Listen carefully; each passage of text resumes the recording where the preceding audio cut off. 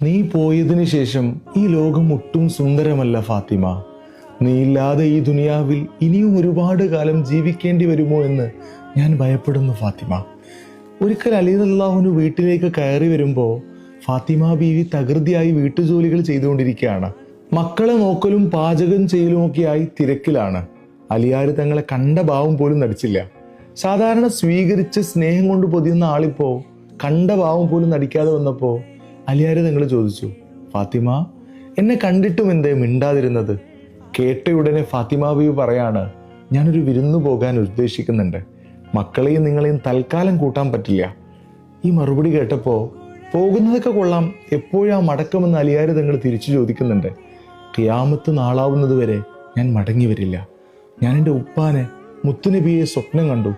ഒരുപാട് കാലമായില്ലേ, കാണാൻ പൂതി വരുത്തുന്നും ഞാൻ നിന്നെ കാത്തിരിക്കുകയാണെന്നും പറഞ്ഞു. അലിയാർ തങ്ങൾക്ക് ഇടിവെട്ടേറ്റ പോലെ തരിച്ചുപോയി കരയാൻ തുടങ്ങി. ഫാത്തിമ ബീവിയും ചേർന്നിരുന്ന് കരഞ്ഞു.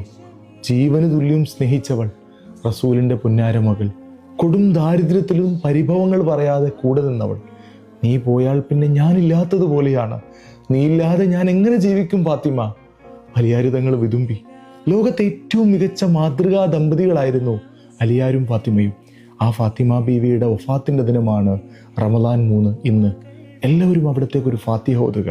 നാളെ മഹദിയുടെ കൂടെ റസൂലിൻ്റെ ഒപ്പം നാളെ സ്വർഗത്തിൽ അല്ലാഹു നമ്മയും ഉൾപ്പെടുത്തുമാറാവട്ടെ.